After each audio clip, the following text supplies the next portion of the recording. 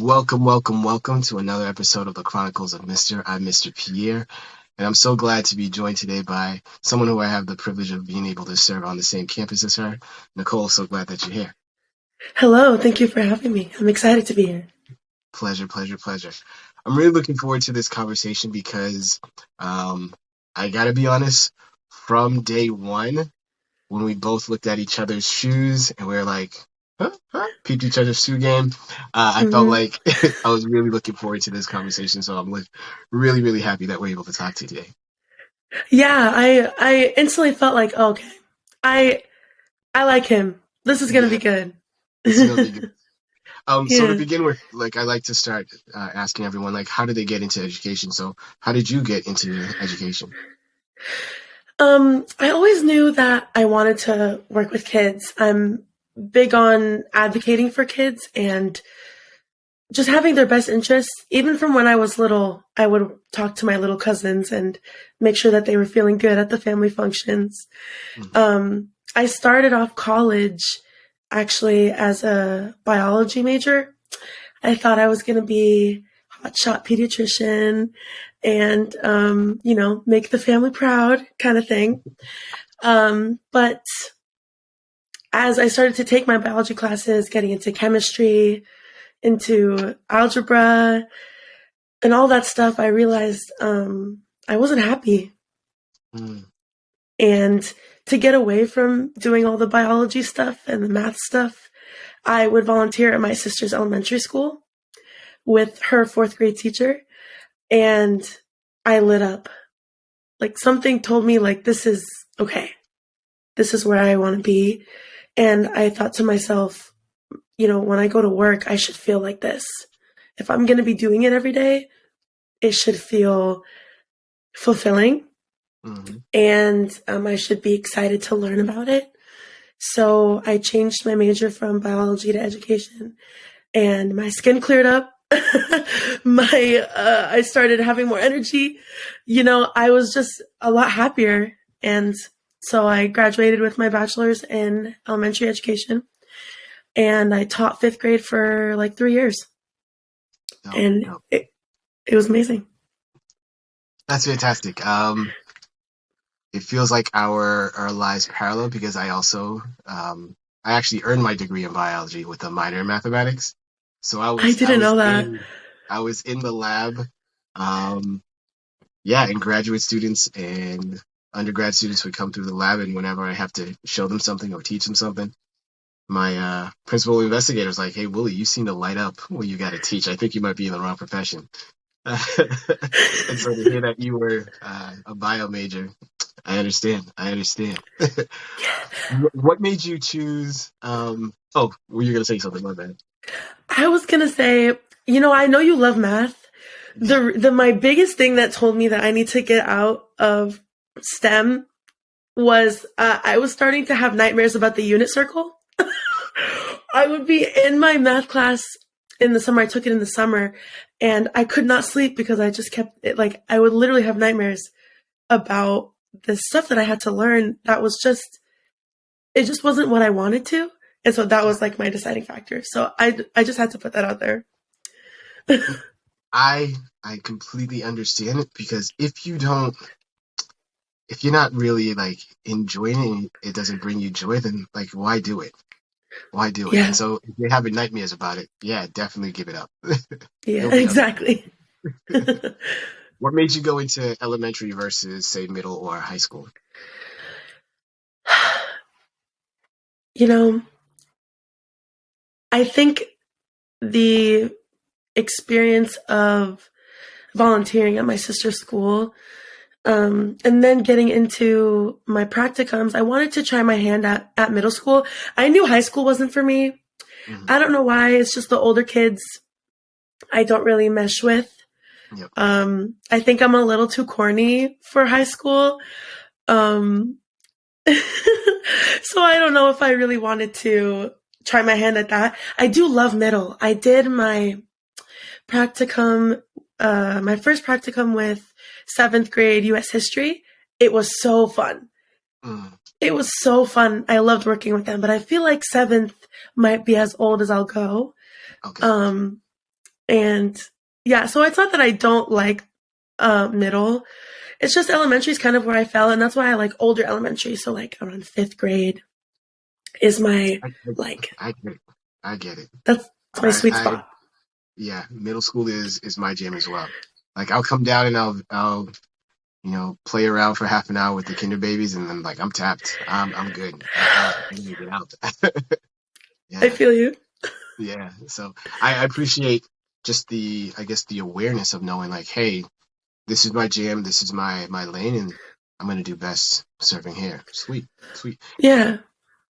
It's not easy, as you know, and you're aware of. Like so many folks are choosing to leave the profession, but what's keeping you sort of still in the game, so to speak? I think it's it's such a hard question Uh, because I feel like sometimes I'm not really still in it as much as I was. I started teaching in 2019, the school year of 2019 to 2020. oh, So right when COVID hit, okay. I didn't get to finish my first year with my first class. And then my whole second year was virtual because of COVID. So that was really hard. And then my third year was, still impacted by COVID. Masks were mandatory, but that was my first year where I got to go start to finish with a group of kids. And I still hold those kids near and dear to my heart. They're still emailing me like, Miss, you'll never believe what happened in middle school today. And they're like asking me questions about what to do, what electives to pick. And so that's always the best part is knowing that they know that I'm there to help them. Yeah. Um, and so the reason I'm still here is because I think that the profession and that kids deserve passionate people who are recognized for their work and who are compensated fairly for their work. Um, I think that a About your lot growth. of teachers, a lot of teachers are leaving because not because they don't love what they do or because they're tired of the system. Well, they are tired of the system, but socially, I mean, if you just look at like quotes like those who can't do teach, Hmm. that kind of ideology is, I think, what is driving people away from the profession. It's what it did to me. That's why I'm not still working in the district where I was and why I'm now trying to earn my master's in a program that's going to help me identify these issues and then work to fight against it. I'm glad you see it in this. I guess this is what your third year, My fourth year. fourth year. I'm glad that you see it Yeah. in your fourth year rather than say year 10 or year 20 or year or whatever. Like because I think there are a lot of teachers who, yeah, just have this very, I say, rose-colored glasses on in the hopes that it's going to change. And the reality is like unless you are if you are aware of your worth and that as much as you love the kiddos that you teach, but if you are miserable that you're no good to the kiddos, then um, actively looking to be in a situation, be at a school that, as you mentioned, values your worth and then compensates you for that worth. Um, yeah, that's what it's about. That's what it's about. There's so much conversation about, teachers don't get into this profession for money. You do it because you're passionate or you do it because you love kids. And Right. I don't think demanding more of the people in charge of the system that we participate in is saying that you don't love what you do. If anything, I think that dissenting on something is what you should do because you love something so much you want it to be better. Right. You criticize something to show people there's a better way than what we're doing right now, and it'll benefit everyone. Happier teachers, happier students, happier families, happier just happiness in general. Yeah. And I think the drift away from happiness and love being at the center of education into standardization and rote memorization I think is also another big problem for a lot of creative teachers Mhm. as well. What do you think is the solution to all that? Or what's a Oh, possible solution? Yeah. I mean, A large, heavy question. big old question, yeah. Yeah. I think not forgetting the why Hmm. is really important. Um, I can't forget that I love working with kids and that I want their lives. I want them, I want kids to leave my classroom as better humans than when they first came in.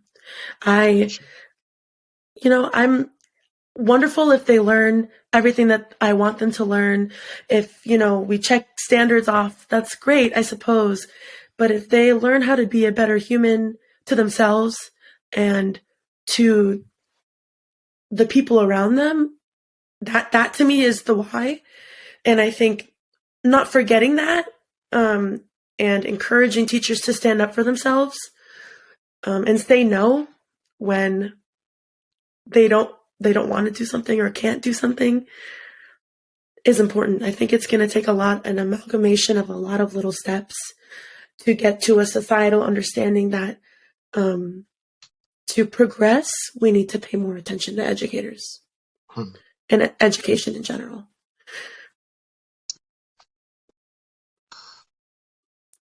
What do you think?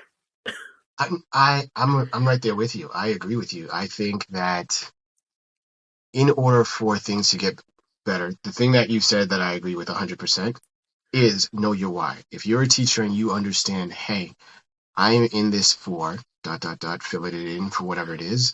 For me, it is, hey, I know that there are not a lot of black male teachers, and our black boys need representation. And so that's my why.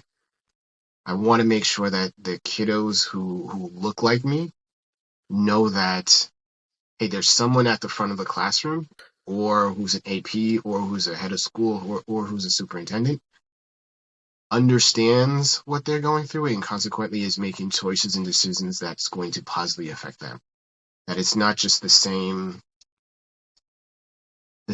they're not seeing just, for the most part, white women, because the majority of teachers are white women. And Mm-hmm. so for me, knowing that, I want to make sure that you see all of Mr. Pierre, whatever the quirks are that and foibles that he has, and then you're also able to compare that with other black male teachers and be like, all right, Mr. Pierre was like this, Mr. So and so was like that, Miss So and so was like this, Mr. So and so was like that, and to know that, oh, we're not just this monolith that we all think the same, do things the same, and so that gives them the just the living proof of like, hey, whoever you are, be that, and that's okay, and that's enough. And so remembering, like you said, that why. And so that's number one. Number two, knowing my worth, similar to you, of like, hey, if I've got 4 degrees, a master, PhD, doctorate, whatever, like compensate me similarly to if I were in another profession with the same degrees and the number of years in my profession, knowing that Mm-hmm. I know how to do this. I can walk into a classroom and teach. I know classroom management. I know how to connect with kiddos. I know how to bring them in. I know how to have that classroom management so that if something goes off, if there's a misunderstanding, if there's some um, educational gap, I know how to fill it enough within the time that I'm with the kiddos so that by the time they leave me, they're better than when they came to me. And so remembering that, number two. And then number three is having conversations like this so that folks who are in this and really want to be in this know that what they're going through isn't just isolated to them and that there are options out there. And that's the beauty of what this podcast has been, is just being able to connect with folks from all over who know their why, who are in this to be in this, and are looking to remain in this. And even if they choose to leave the classroom, but to still be in that sphere of education and being able to impact the kiddos for the better. Yeah, those would be the three things that I'd say, like, um, if I were to throw my 2 cents in, those would be it.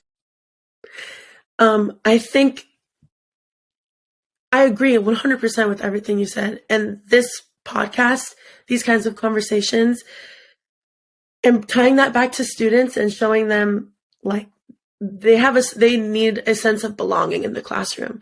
Having someone who looks like them in front of them, shows them that they belong in education, they belong in these rooms, and they are allowed, and not only allowed, are encouraged to take up space and make their voices heard. That's the most important thing. Their sense of belonging and our sense of belonging as well. It's hard so my family's from Baghdad, Iraq, and I never had a teacher that looked like me, in the sense of was able to speak like me or understand the culture. Yeah. And, other groups of people experiencing that and then feeling that they don't belong, or that knowing that the system is working against them, it's disheartening. And I feel like is the reason why, again, a lot of people, especially people of color, are leaving the profession or not even wanting to join. Were you born in the States? I was born in the States. So my folks are from Haiti. So being a Mm-hmm. first gen, at home we would speak French or Haitian Creole. And Mm-hmm. so whenever anyone would say something in Haitian Creole or French, like that, Yeah. that Yeah. yeah, the spidey senses go up and it's like, ooh, okay, someone gets it. Or yeah, so that belonging that you mentioned, and I think that's the reason why, but yeah, that first day, looking at your shoes and then like commenting on your shoes and like, hey, nice kicks. And then the pants as well that match. And then that again, that belonging that you mentioned of like, oh, this is a person who, yeah, who gets me or gets Mm-hmm. this aspect of me, um, has been Yeah. dope. And I love when the kids can see that and have that within their teachers, because then it's like, all right, I'm invested and I want to learn whatever it is, whether it's for me it's math or if it's one of the younger kiddos, whatever lesson that you're teaching. Like that's dope. Yeah. Yeah. Yeah. It means the world when somebody sees you for more than just like what's in front of them, but they really see you. I Yeah. don't know if you saw Avatar. Did you see the most recent Avatar? I've seen both. Like the I see you. Yep. That's what it feels like. That's what it Yeah. feels like. And feeling seen, I mean, there's nothing better than that. When there's a kid who feels like their grown-ups don't listen to them, Mm, um, their friends maybe don't really understand them, maybe there's something else going on deeper. When you can be that person for them, helping that one kid, it feels like you're helping the world. agreed. Agreed. Yeah. I want to say to you, and I want to say to every elementary teacher, like kudos to you. And this is the reason why. I teach middle school math. And even for me, like to switch from sixth grade to seventh grade to eighth grade or back down from seventh to sixth to whatever, like my brain is doing these gymnastics of knowing, like, okay, a sixth grade kiddo, developmentally, they're not in the same spot as a seventh grader, and definitely not in the same Mm-hmm. spot as an eighth grader. Therefore, the manner in which I'm coming at them, whatever, from my demeanor, my tone of voice, whatever, I'm very cognizant of that. But just the subject matter. Like I'm like, all right, sixth graders are going to know this, seventh graders are going to know that, eighth graders are going to know this. The way that I have to present this to a sixth grader is going to be different. You got the math, you've got the history, you got the humanities, you've got the art, you've got all of that you're juggling to ensure that kiddos are feeling safe, feeling seen, being able to teach. Like so, to you and to every elementary school teacher who's listening to this, like I want to give you your flowers and your props because like y'all are amazing. And yeah, I'm sure It's you're gonna hard. shrug it off and like, oh, nothing. But thank you. You said it out loud. Thank you. Thank you. Thank you. It Thank is you. amazing. Wow. Yeah, it's not easy for sure. But yeah. Anyway, sorry. Go ahead. No, no, that's it. Take it's all about you, Nicole. Yeah, how hard is it? um, having to juggle all of those subjects, and then so you have to kind of switch between the grade levels, right? Knowing that, you know, a sixth grade kiddo might not be able to do what an eighth grade kiddo can do, Yeah. or, you know, vice versa. Being able to see the students as a whole, reading, writing, math, science, social studies, seeing how they might shine in one subject more than they shine in another, or they're more comfortable, I should say, in one subject than they are in another. It's interesting to see how their attitudes change. For example, when I would do writing, I'd start my day with writing in my when I would teach fifth. It was some of my students, you give them a prompt and they're chugging out page after page after page. Their minds just think in words and they love it. And then when we switch to science, they're somewhere else. They kind of check out a little bit. And as someone who's responsible for making sure that they have a good experience and understand the importance of every subject as much as you can, you have to find a way to make it engaging and then also make it personal, which is hard to do when you have 25 plus kids in a classroom, and trying to cater that to everyone is hard. Wow. Yeah. You know what? You're right. I didn't think of it in that you get to see the kiddos in all. Yeah, you get to see the whole kiddo. Like for me, I'm just seeing the kiddo in math and not so much the kiddo in humanities or the kiddo in science. And so, yeah, knowing that a kiddo, yeah, may have an affinity towards science versus humanities versus writing, or they're really into X, Y, Z. And once that is introduced, it's like, yeah, they get to blossom and shine. So that's a good point and I think that would be a good point for all of our teachers of just knowing like, hey, try to get to know the fullness of your kiddo in that whatever they're into, being able to weave that into whatever it is that you're teaching. Yeah. Yeah, and don't be afraid to ask. I would hold polls and do voting in my classroom all the time.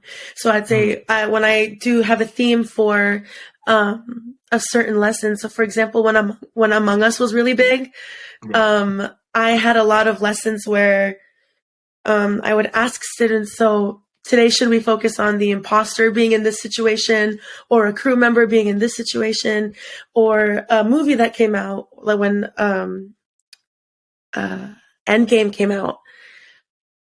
I mean, you just ask, what are you into? Bringing that, even if it's just casual, and then bringing that in, and then you see their faces perk up and they're immediately engaged. It's like, I got you. And now they don't even realize that they're learning, and they have that buy-in, and it's like, done. You did it. But it's a lot of work outside of the time where I'm supposed to be working. And it feels worth it when the students are engaged and they're getting everything they can out of a lesson. But that's how it's easy to get lost in doing that and losing that time you have for yourself to be able to just shut down and be you instead of being the teacher. So hearing what you're saying, again, anyone who's listening, I think that gem right there of like, hey, there are times, just ask your kiddos a direct question. It doesn't have to be, rocket science. You're like, hey, what are y'all into? And then being able to weave that into a lesson. But something else that you just said that I know a lot of teachers struggle with is, or maybe I'm just supposing, have you found that nice balance of like, when I'm at work, I'm 100% here, but when I leave work, I can truly leave work? Or is it still are you still trying to find that balance as a fourth year teacher? I don't know how long it might take. Or if sometimes I feel like I have the balance and then something requires more of my attention. It feels almost like it's not, there's no final destination when it comes to this. It's more from day to day.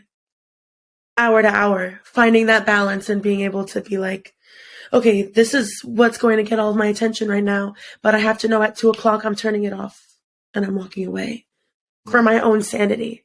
Hmm. It was hard, and I'm going to get a little personal if that's okay with you. Go for it. My last year, I couldn't find, I guess, the light at the end of the tunnel when it came to the job and teaching. Mm. It felt like everything that I was doing outside of contracted hours, staying after school until 6:30, trying to prepare and make copies and, working at a Title I school, is it's not easy. It's No. seeing what everyone has to go through living in those communities. And I lost my why for a while. And I lost the balance, and I still feel like to this day I'm trying to find it again. I know my why. I know that I'm here for a reason, but balancing that why with my own sense of self outside of the identity of being a teacher Yeah. is something that I work on daily. The first school I taught at was a Title I school. So to know, yeah, you, I think I know what you mean about a lot. I definitely know what you mean about the copies. To anyone who's Yeah. listening, take care of your copies on Friday. Yeah. Don't wait till Monday. Don't wait. Don't try to do it on Monday. Take care of your copies on Friday. If I can just drop a gem, like take care of your copies on Friday. If you're able to, if there's ever going to be a day where you're like, hey, I'm going to stay an extra 10, 15 minutes, I'd say Friday evening. Or if you have that prep period on Friday or some moment on Friday to just go in and get yourself ready for Monday, let it be then. Don't try to do it Monday morning. Ugh, And the stress of Monday morning going to make copies and the copy machine jams, or you thinking you're going to be the first one and there's like 7 other teachers there who are doing the same thing. Yeah, that talk about stress. Yeah. I know you told yourself you'll wake up early, get there early. Yeah. No, you won't. Yeah. Just do it on Friday. Do it on. I'd say do it on Friday, and if you're able to, Yeah. take care of it on Thursday. Another gem, if you will. Rather than plan Monday through Friday, I do Wednesday to Wednesday because Oh. it just helps me, yeah, to know that I'm not gonna. If there's a hiccup, then I can either push things back or push things forward rather than like trying to the weekends. Let the weekends be sacred to you. So like at the beginning, before we started recording, and I accidentally said, lazy Sunday. You're like, no, my Sundays are sacred. It's not Sunday yet. Yeah. I know what you mean by that for sure. I know what you mean by that Yeah. for sure. Yeah. And that's I think what you spoke to about being a little lost, if you will, is something I think a lot of teachers are going through. I don't think you're the only one who being at a school, I'm gonna assume, or let me just flat out and ask you, like, do you feel like your last school really appreciated you and all that you were doing? I'm very lucky in that I had wonderful administrators Okay. and really a really good team that I worked with. Shout out to them if they ever hear the episode. Nice. But they were wonderful and helped me a lot my first year in being able to understand that the job is more than just showing up, teaching kids, and going home. There's a lot Mm-hmm. more that goes into it. I felt appreciated. Um, it was more of a societal kind of school district as a whole, Got it. not really appreciating teachers. I always thought of it as, because even administrators have their hands tied. Mm-hmm. There's only so much that they can do as well. Yep. It's about the people who are in those rooms making decisions that haven't set foot in a school or a classroom since they were a student. And I don't think that's fair for anyone. Agree. Agree. So that's my answer to that. How about you? My last school, if you similar to what you're saying, the last school that I was at, yeah, had great coworkers. Um, the principal that we had an interim principal because the principal was originally there due to family and other issues. Mm-hmm. Had to step down, and then interim principal was fine. AP was fine as well. But yeah, it was things above them, decisions that were being made, or I guess the slowness as to which decisions were made that was affecting me. Then I was just like, look, I have a family and I can't sort of like wait patiently for y'all, or even not the school, but the state and everyone else to like give me either yay or nay to certain applications that I had put in. And so I was just like, I'm gonna go somewhere where I know immediately I'll be there for at least a year, um, Yeah. and things won't change. And if things change at the end of the year, that's fine. I'm aware of that. I know how that rolls. But to be told or to be like put into limbo that, hey, Willie, at September, October, and November is when we'll be able to get back to you. And it's like, if you can't tell me this now in May, June when I'm asking you, I can't put everything on pause Yeah. for you. And so it was that. But then there have been other schools that I've been at where it's either admin is just not about it, or like you said, folks who haven't been in a classroom making the decision to close an entire school or not renew their schools charter is just like mind blowing to me while we're in the middle of a pandemic. So it's like you mentioned, the folks who haven't been in a classroom to see all the things that students are going through, all the things that teachers are going through, and not valuing their voices. Yeah, it's frustrating.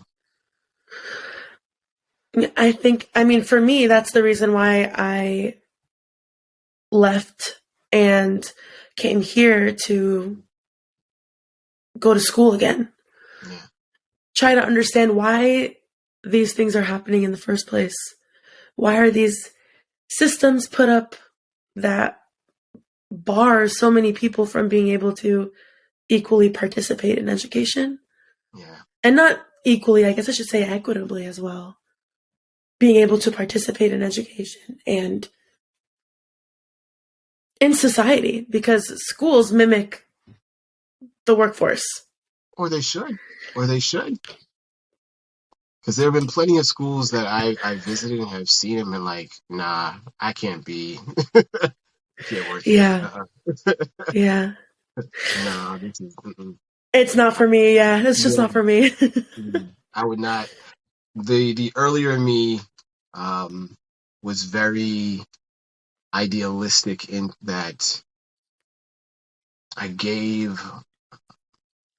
a lot, and similar to I think what you were saying of like I knew my why, but that balance of like knowing like, hey, when I leave work, I should be able to leave work, knowing that I gave Hmm. everything I was supposed to give during those contract hours, and to expect more than that. Yeah, it's not fair. It's definitely not equitable. It's not going to last because you're burning the candle, so to speak, at both ends. So, to be able to find a place that sees me, honors me, values what I do, and then what I say of like, hey, I think this would be best, or this would be best. And then to actually see those things put into application, yeah, is going to allow me to be the best teacher I can be and be the best for my students, for our kiddos. I love that. Yeah. What Because we are in this and we need um, that joy. What's bringing you joy at the moment? I think I think being a student again is helping me understand myself more. Cool. I love learning, and I think everyone has something that they love to know about. And Yeah. that's education, you know. It's not just reading, writing, math, science. There's indigenous knowledge that doesn't get valued in the school system. There's artistic knowledge that doesn't get valued in the school system.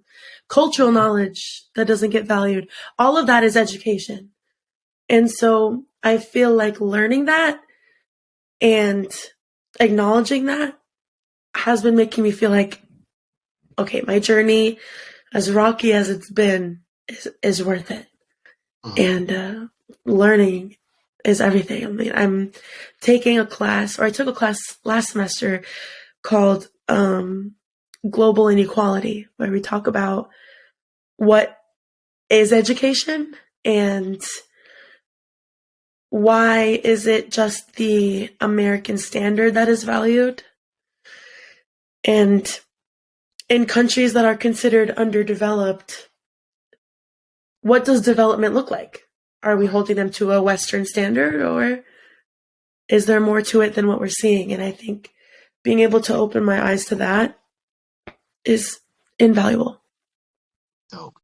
That's dope. How about you? Right now,